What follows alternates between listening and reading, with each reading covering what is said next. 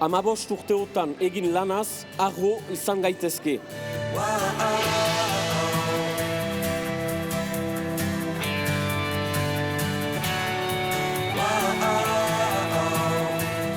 Ezkerreko abertzaleen arteko zatiketak gainditzeko lan tresna egokia izan da EH.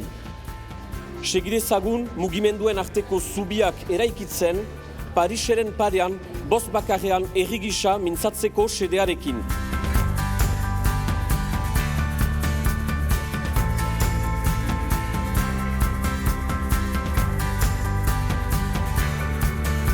Abertzaleak gira, ezkerrekoak, feministak eta ekologistak.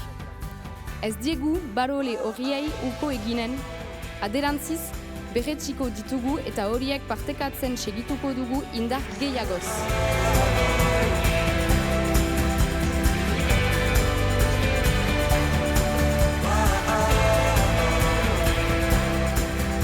Azken urteotan, gero eta jende gehiago hurbildu zaigu eta segur gira, geroan ere oraino gehiago izanen girera.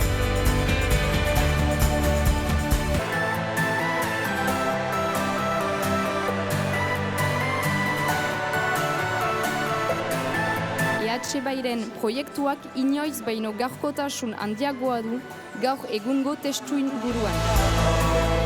Eskualeriaren burujabetza eta autodeterminazio eskubidearen defentsa helburu dituen emantzipazio proiektua.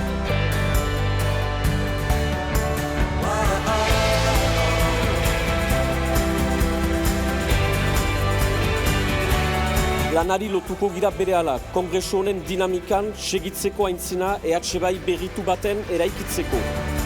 Geroari begira jartzen den mugimendu abertzale, ezkertiak, feminista eta ekologista dugu antolatzeko. Euskal Herria dugu eraikitzeko eta kongresu honen lemak dion bezala aintzina goaz.